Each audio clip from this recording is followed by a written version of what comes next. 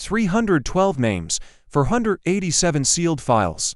And in a single 47-second silence, Donald Trump was exposed before the entire world as Jasmine Crockett tore into the Epstein scandal live on national television. The chamber erupted, gasps, shouts, chaos. As a Republican lawmaker's hot mic confession confirmed the unthinkable. Yes, Trump's name is there. America stopped breathing, rage exploded, and history trembled. But the real question is, if this is what they finally let slip. It was supposed to be an ordinary county GOP meeting in a quiet Georgia town.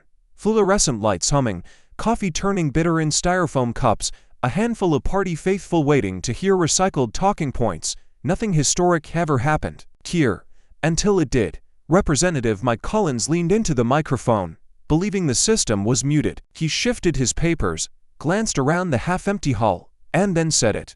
5 words that would shatter the night and shake the nation. Yeah. I'm sure Trump's name is in there. The sound hung in the air like a gunshot. The room froze. A man's jaw dropped mid-sip of coffee. A woman clutched her purse tighter, as if bracing for impact. For 3 seconds, the silence was unbearable. Then someone's phone began recording. That one slip, that careless murmur, would escape the walls of that hall and ignite a political firestorm. By midnight, the clip was on YouTube. Grainy video, poor audio, but the words were unmistakable. Title, Hot Mic. GOP congressman confirms Trump bin Epstein files. The algorithm did the rest. Within hours, it racked up hundreds of thousands of views. By dawn, millions. Screens across America lit up with Collins's voice replayed on a loop. Yet, I'm sure Trump's name is in there. Again. And again. And again. Reaction was volcanic. On Twitter, the hashtag Trump Epstein files exploded. TikTok teens set the audio to ominous music. CNN replayed the clip in slow motion, dissecting every syllable. Fox tried damage control, calling it a mistake, but the public wasn't buying it. This wasn't an enemy. This wasn't the media. This was one of Trump's own. And if his own said it, what did that mean for the rest of America? Comment sections flooded with disbelief and rage. If Collins admits it, it must be true. Others wrote, they've been hiding this for years. Protesters began gathering outside state offices with signs. Release the files. The phrase became a rallying cry overnight. For Jasmine Crockett, watching from her office in Washington, it was like lightning splitting the sky. She replayed the clip, staring into the grainy video as if the pixels themselves held a key to history. Her heartbeat quickened, not from surprise. She had long suspected the truth, but from recognition. This was the crack in the wall. The dam was finally giving way. The hall in Georgia returned to silence the next day, but the country did not. The clip had escaped. The whisper had become a roar. The question now was no longer whether Trump's name appeared in Epstein's files. It was something far more dangerous. If even his own allies admitted it, what other truths have been buried? And how much longer before they explode into the open? The clip played on every screen in Jasmine Crockett's office. The grainy video, the careless words, the muffled audio, and yet, the meaning was thunderous. Yet, I'm sure Trump's name is in there. She leaned back in her chair, eyes narrowing, feeling the weight of history pressing down. This wasn't gossip. This wasn't another partisan soundbite. This was a crack inside the very foundation of the Republican machine, a moment that could unravel everything if someone had the courage to pull the thread. Her staff circled around a long oak table, voices sharp, overlapping, urgent. Some urged caution. Jasmine, you know what this means. If you go after him now, you'll be facing not just Trump but the entire MAGA machine. The death threats, the smear campaigns, it'll get ugly fast. Others pushed her forward. This is the moment you've been waiting for. They can't bury it anymore. If you don't seize this, he'll spin it as nothing. The room buzzed like a hornet's nest, every voice carrying both fear and fire. Crockett remained still, her hands folded, her gaze fixed on the clip replaying silently on the screen. Her mind drifted to the communities she had defended in court, to the families who had been ignored, to the children who had been victims of predators shielded by money and power. She thought of Epstein's victims, nameless to the public but real in their pain. She thought of how many times she had seen justice bent, silenced, or sold. And then she thought of the millions watching, desperate for someone, anyone, to say what needed to be said. Her voice finally cut through the storm of debate, steady and low, but sharp as a blade. This isn't just politics. This is about truth. The room fell silent. Staffers exchanged glances, knowing the weight of that decision. She wasn't just preparing for a hearing. She was preparing for war. Jasmine stood, gathering the file of notes she had been building quietly for months. Records, testimonies, fragments of redacted documents. Every piece had been dismissed as speculation, every question brushed aside as conspiracy. Now, with Collins's words, everything had changed. For the first time, the fortress looked vulnerable. And she was ready to strike. She turned to her legal counsel. Draft a request. I want a special hearing. Public, live, broadcast, no shadows, no edits. The staffer hesitated, then nodded, understanding the magnitude. Filing such a request would not only put Trump in the spotlight, it would put Crockett herself in the crosshairs of a political empire willing to scorch the earth to protect its leader. As she signed her name at the bottom of the document, her pen pressed harder than usual, leaving an indented scar on the page. It was more than ink, it was a declaration. Outside her office window, the night in Washington flickered with city lights, but inside, the air felt. For Jasmine Crockett, this was the moment she had set in motion with her signature on the request. She watched the chaos unfold, feeling both the enormity of the task and the pull of destiny. She knew the risks. Her name would be smeared, her safety questioned, her reputation dragged, but she also knew the stakes. This was no longer about partisanship or career politics. This was about whether America had the courage to look into the darkness and not flinch. And so the stage was set, the audience already seated, the cameras primed. The truth was no longer hiding in whispers or redacted pages. It was walking straight into the floodlights of national television. The only question left to ask was simple, terrifying, and inescapable. What will happen when truth collides with power? Live before the nation. The Capitol had never looked like this. On the steps outside, thousands pressed shoulder to shoulder, waving cardboard signs and banners scrawled with furious ink. Release the files. No one above the law. The chants rolled like thunder, echoing off marble columns and rattling the iron gates. Police stood in tense formation, helmets gleaming beneath the late morning sun, their radios crackling with updates as the crowd grew louder, more restless. Helicopters circled above. For once, it wasn't just another hearing. It was a battlefield, and every American knew it. Inside, the cameras were already rolling. The chamber had been transformed into an arena. Every lawmaker's face seemed etched with tension, some with determination, others with dread. Reporters filled the gallery, their fingers poised above betrayal. Or will this be the moment his empire finally cracks? The nation was watching, millions holding their breath, waiting for him to speak. But the question lingered above the chamber like a guillotine. How long can denial withstand undeniable evidence? Trump could no longer contain himself.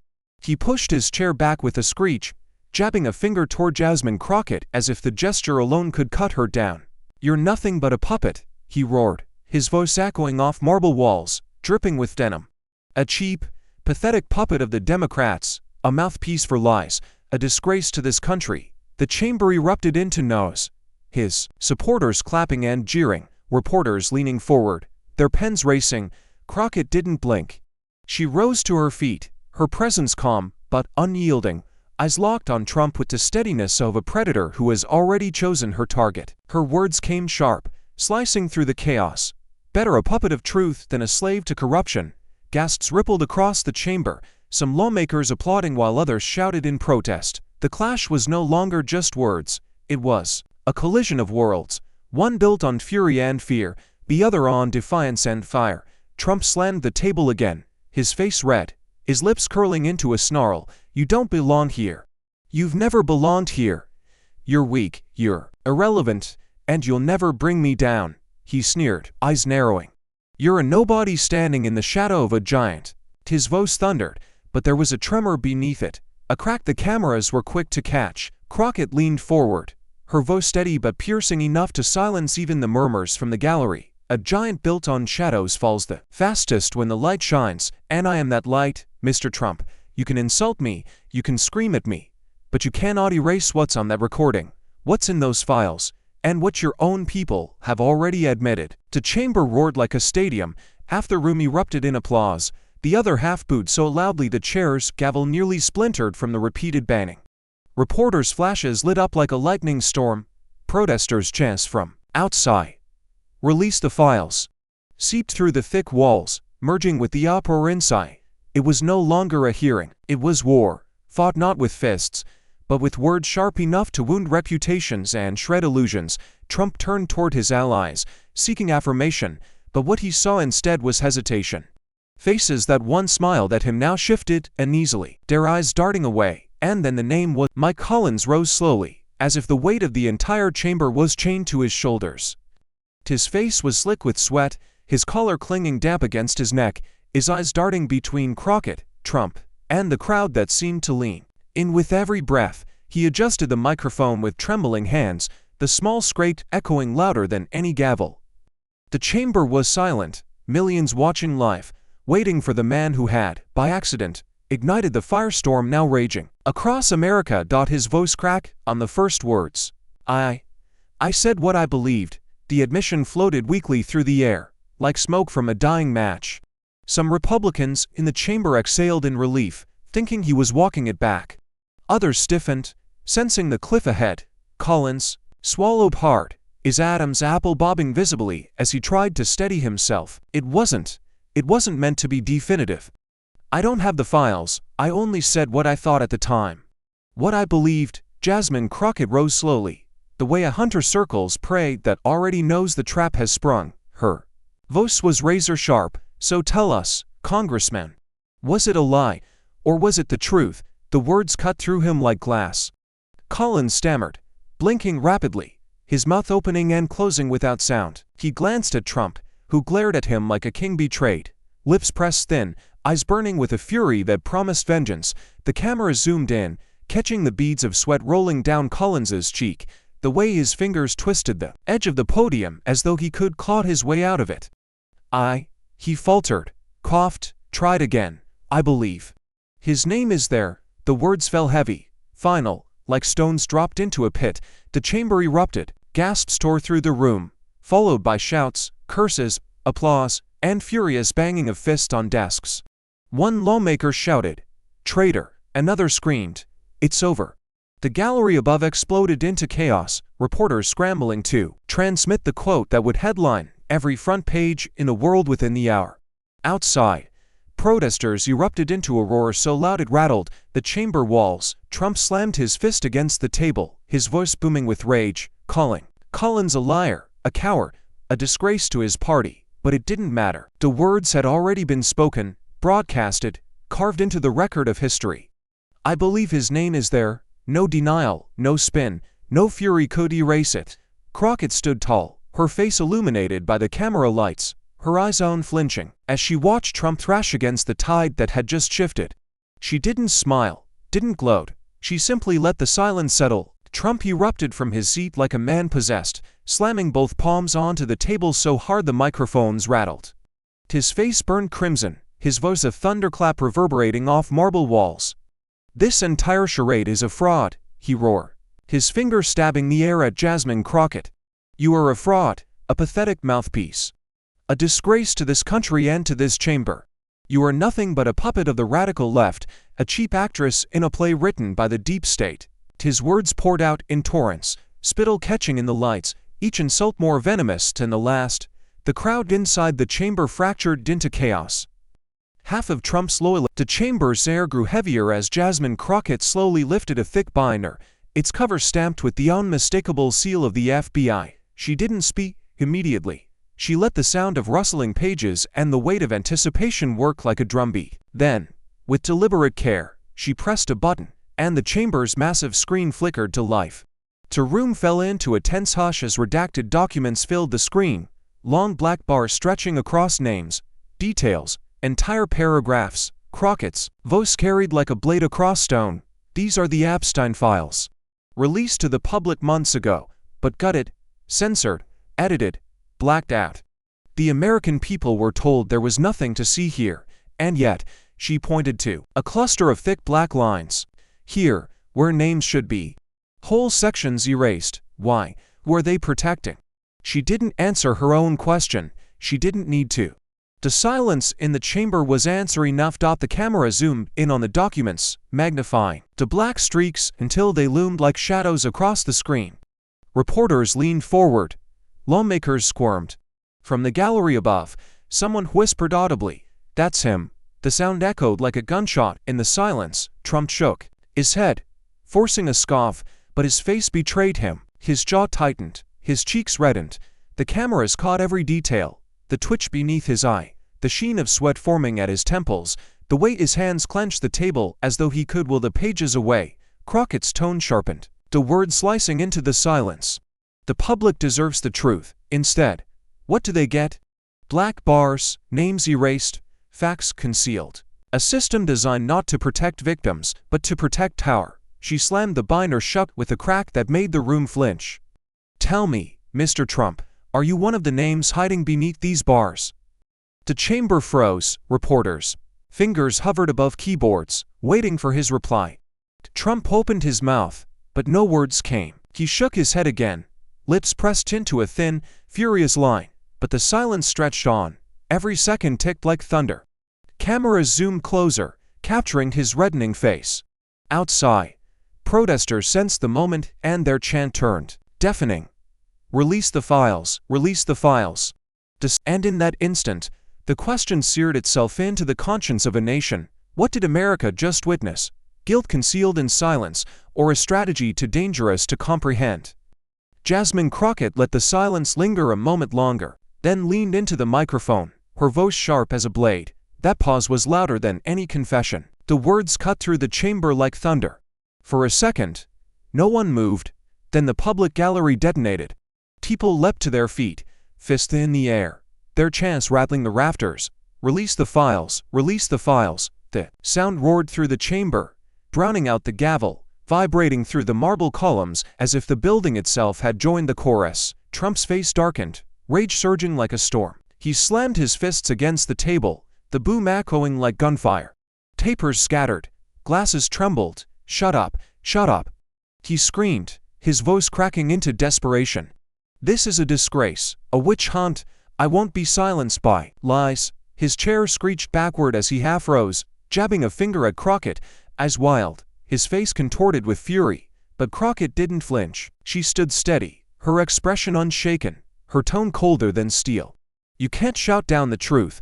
The line landed with the weight of a verdict, slicing cleanly through Trump's storm. The gallery thundered louder, their chant morphing into a demand that shook the chamber. "Truth, truth, truth." Reporters typed at a frenzy, headlines already forming.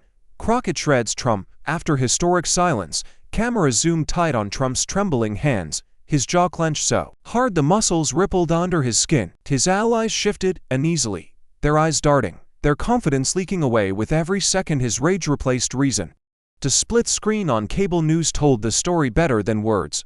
Crockett calm, composed, immovable, Trump raging, sweating, breaking. In the chaos, Collins sat frozen, guilt painted across his face.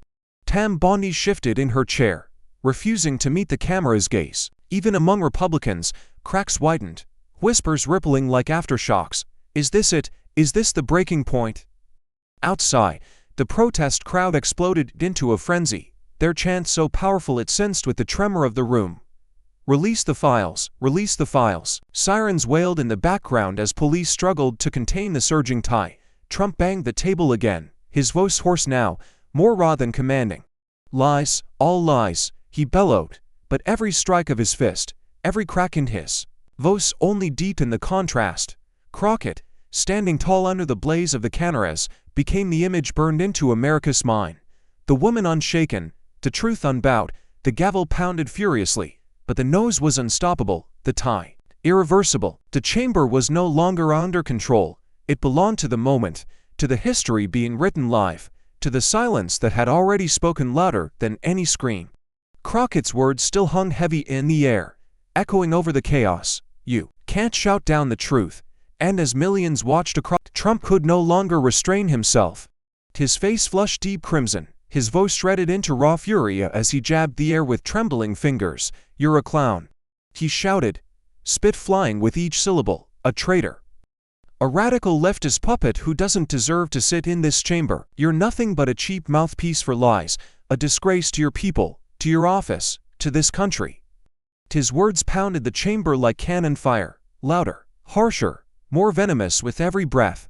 Reporters' keyboards clattered, capturing every insult, while the cameras caught the veins bulging in his neck, the sweat streaking down his temple. He looked less like a leader and more like a man cornered. Thrashing against the inevitable, the room vibrated with no's, cheers from his loyalists, gasps from the gallery, boos from the protesters bleeding through the thick Capitol walls. Yet, in the middle of the storm, Jasmine Crockett remained motionless. She did not rise to his volume, she did not match his venom. When she spoke, her voice was calm, heavy with something far more dangerous than anger. Empathy. You can scream at me all you want, Mr. Trump, she said. I fixed on him, steady as steel. But this is not about me. This is about the children Jeffrey Epstein destroyed. This is about the young women who never got justice. This is about the families still grieving in silence, while powerful men hide behind lawyers and blacked out stages. The chamber hushed, the contrast almost unbearable. Crockett's voice was low, deliberate, every word cutting deeper than Trump's barrage of insults. Maria Farmer, Virginia Giuffre, countless others whose names the world may never know. They are not political pawns, they are human beings. And every time you scream, every time you deflect, you spit in the face of their pain. Trump shook, his head violently, his hand slamming the table again. Lies, he roared. Fake names, fake victims. A setup by the deep state. His voice cracked, betraying the desperation bleeding through his rage. His supporters tried to shout her down, chanting his name, clapping, drowning out her words. But Crockett did not yield. She raised her voice just enough to pierce through the nose, her eyes never leaving his. You want to call me a puppet? Fine. Better to be a puppet of truth than a slave to corruption. Gasps tore through the chamber. Some lawmakers erupted in applause, others shouted in fury. The audience in the gallery leaned forward, transfixed by the spectacle of rage crashing against compassion, venom colliding with dignity. On split screens across America, anchors struggled to keep up, their voices hushed. This is unlike anything we've ever seen. It was more than political theater. It was a tug-of-war for the nation's soul, rage against reason, insults against empathy, power against the powerless. And as millions watched, the question settled heavily in their minds, sharper than any headline, louder than any chant. Who do you believe, the screamer, or the survivor's voice carried through? Jasmine Crockett. The chamber cracked under the weight of division. As Trump's fury still echoed off the walls, the first Republican lawmaker stood abruptly, his chair scraping loud against the marble floor. Without a word, he walked out, his footsteps echoing like a gavel of defiance. Seconds later, two more followed. The cameras panned to capture it, the slow but deliberate fracture of a party once bound together in law. Jasmine Crockett rose again, her voice straining above the din of chants that bled through the chamber walls. Stop this madness, she shouted, not at Trump, not at her colleagues, but at the nation itself. We are better than this. Justice does not come from fists or fire, it comes from truth, from courage, from facing the facts we've been told to bury. Her words echoed through the microphones, broadcast to millions, a plea against the unraveling of democracy itself. But outside, the smoke thickened, the crowd swelled, the images only grew more haunting. Split screens showed Crockett's steady face inside, and the inferno of democracy's streets outside. A collision of con and chaos playing out in real time, and as the country gasped, one question clawed its way through the nose, leaving America trembling. Can democracy survive when the search for truth ignites rage that threatens to consume it whole?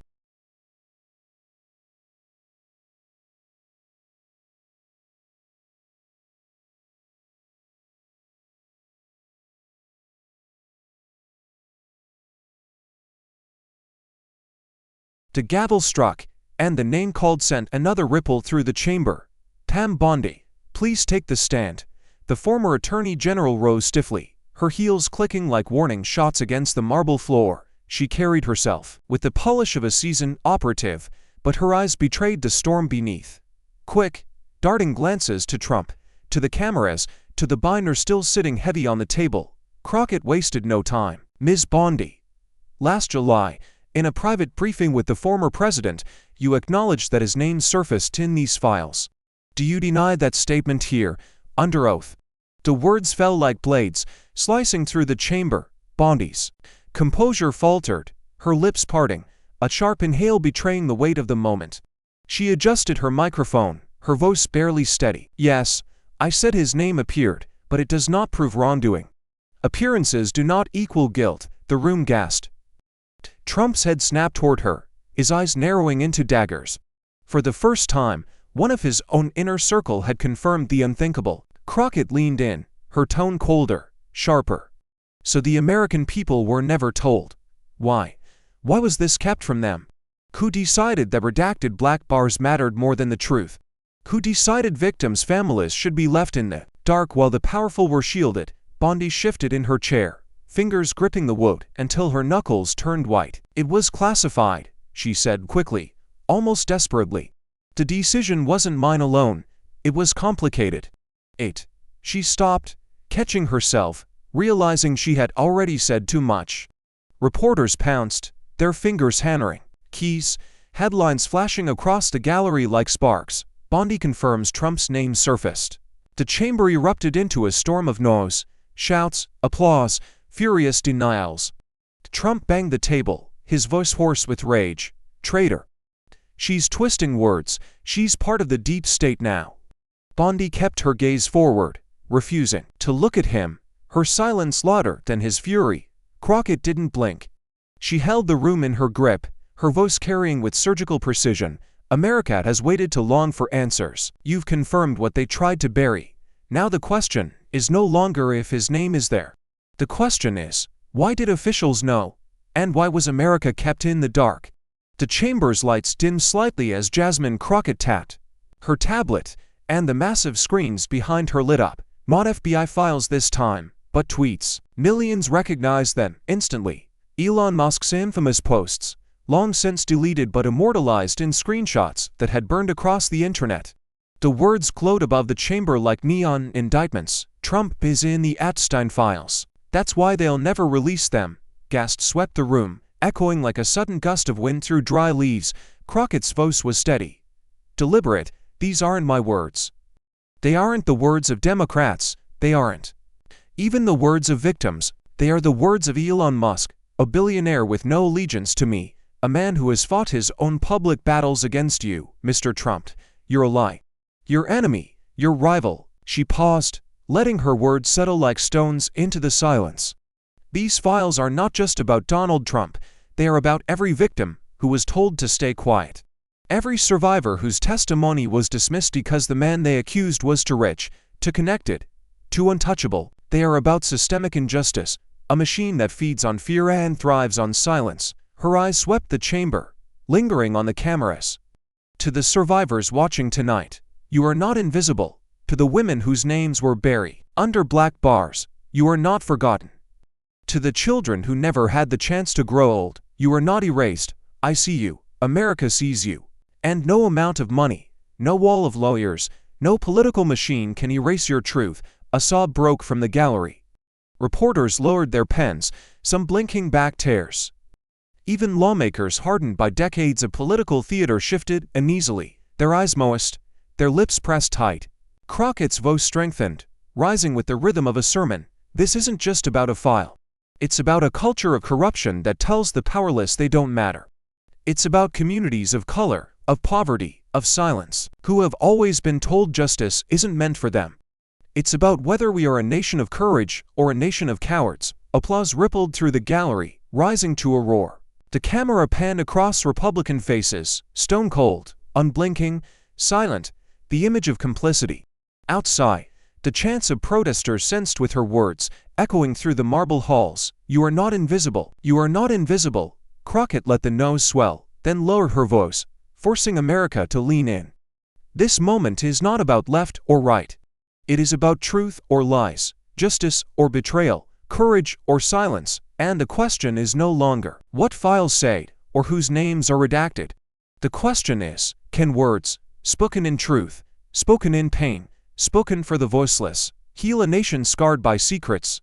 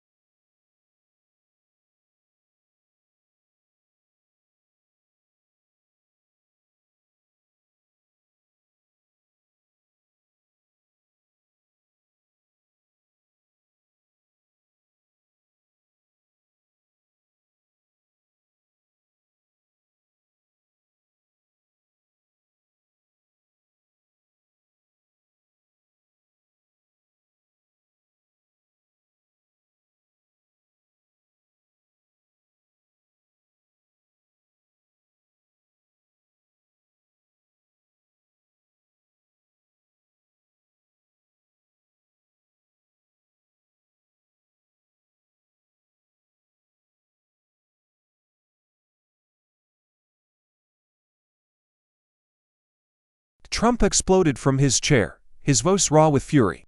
Lies, all of it, a witch hunt, a disgrace to America. His fists pounded the table, his words echoing like gunfire through the chamber. Spittle flew as he shouted at lawmakers, at Crockett, at the cameras. You think you can break me? You think you can destroy the movement? You will never win. His rage filled the air, frantic, desperate, untamed, but Jasmine Crockett didn't move. She stood tall, her expression calm, her voice steady as steel. When she finally spoke, it wasn't with volume but with gravity. This chamber has heard the silence. It has seen the cracks, it has witnessed the rage. But today is not about your fury, Mr. Trump. Today is about the American people, and they deserve the truth. She turned to the lawmakers, her eyes sweeping across both allies and opponents. I call for a vote. Release the full files, unredacted, every name, every page. No more shadows. The chamber erupted in chaos. Some Republicans shouted in defiance, others whispered urgently among themselves.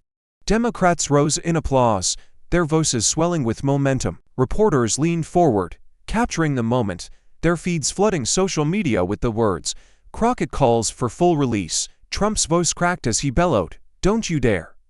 Don't you dare!" But for the first time, his words carried less weight. Lawmakers who once clung to him now sat frozen, torn between loyalty and the tidal wave of public pressure pounding from outside. The chant of protesters shook the walls. Release the files. Release the files. The momentum was shifting, the air thick with history on the verge of being written. Crockett remained unshaken, her voice calm yet electric. The truth belongs to the people, and no man, no party, no empire can bury it forever. And as the gavel struck to prepare the vote, the nation held its breath. Will truth finally be set free? The moment the call for a vote left Jasmine Crockett's lips, the shockwave hit the airwaves. News networks cut their programming mid-sentence, anchors leaning forward with urgent voices. Breaking now from Washington. A motion has been made to release the Epstein files, fully unredacted. Within minutes, every television in airports, bars, restaurants, and living rooms was tuned in, the chyron flashing in bold red letters. Crockett demands full disclosure. Outside the Capitol, the protests doubled in size almost instantly. What had been chants became thunderous roars, bodies pressed shoulder to shoulder, signs rising like a sea of demand. Across the country, crowds gathered spontaneously. In Times Square, outside courthouses in Los Angeles, in downtown Chicago. Social media feeds erupted with live footage of marches stretching for blocks, voices uniting in one refrain. Release the files. Petitions spread like wildfire, signatures pouring in by the millions in hours, every click another blow to the wall of silence. Survivors who had once stayed in the shadows began stepping into the light. One by one, faces appeared on camera, voices trembling but resolute. For the first time, I feel like someone is fighting for us, one woman said, her tears cutting tracks down her cheeks. Another survivor, her voice breaking, whispered into the microphone, "We are not invisible anymore." Their words pierced through the chaos louder than any chant, giving raw humanity to the storm that politics had tried to bury. And amid it all, Jasmine Crockett's name soared across headlines, social media, and international broadcasts. The BBC called her the unshakable voice of truth.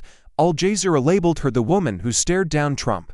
On American streets, posters began appearing, hastily printed yet powerful. Jasmine Crockett, warrior for justice. Trump's fury still echoed in clips, but it was fading beneath the tidal wave of momentum Crockett had unleashed across the globe. Leaders, analysts, and ordinary citizens tuned in, aware they were witnessing a moment that might redraw the map of American power forever. And so the question reverberated from Washington to the world stage: has history just turned a corner, or is the battle for truth only beginning? The chamber was still vibrating with history, and Jasmine Crockett rose one final time.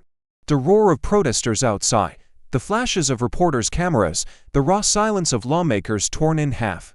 All of it pressed against the air as she leaned into the microphone, her voice steady, unflinching, yet heavy with emotion. This fight, she began, her eyes sweeping across the chamber and then directly into the camera that carried her words to millions, isn't about one man. It isn't about Donald Trump. It isn't even about this chamber. It's about whether America chooses truth over fear, justice over silence, courage over corruption. Her words echoed, pulling every ear in the room taut. For too long, power has thrived in shadows. For too long, the victims have been told to wait, to hush, to accept that their pain could never outweigh privilege. But I stand here today to tell every survivor, every silenced voice, every family still grieving, you are not alone, you are not forgotten. You are not invisible. Murmurs of assent filled the gallery, some wiped their eyes. Even those who had opposed her now shifted uncomfortably, confronted not with partisanship but with conscience. Crockett's tone deepened, sharpened, carrying a resonance that demanded remembrance. Courage is contagious. When one person dares to speak, others rise. When one dares to demand justice, the silence cracks. That is the essence of democracy, not the silence of fear, but the chorus of voices refusing to be ignored. She closed the binder with deliberate finality, her gaze unwavering, her voice steady as stone. Justice is never silent. Democracy does not survive on the comfort of the powerful. It survives on the courage of those who dared to speak. The gallery erupted into applause, thunderous and uncontainable, shaking the chamber itself, and as her image broadcast into living rooms, classrooms, and bars across the world, she left her audience with a question that could not be ignored. If you were in that chamber, would you stand in silence, or would you demand the truth? In the end, this story is not just about politics, but about the courage to confront silence with truth. It reminds us that power often hides in shadows, and real change begins when ordinary people refuse to look away. Justice is never automatic. It is built by those who dare to speak, even when their voices shake. Courage is contagious, and every act of truth-telling lights a path for others to follow. So I ask you, in your own life, when silence feels safer, will you still choose to speak for what is right? Thank you for watching until this moment and for standing with us on this journey for justice. Your support means everything. Like, subscribe, and turn on notifications so you never miss what's next. And we'd love to hear your thoughts. Leave a comment below and let us know what moved you most in this story. Together, our voices make a difference.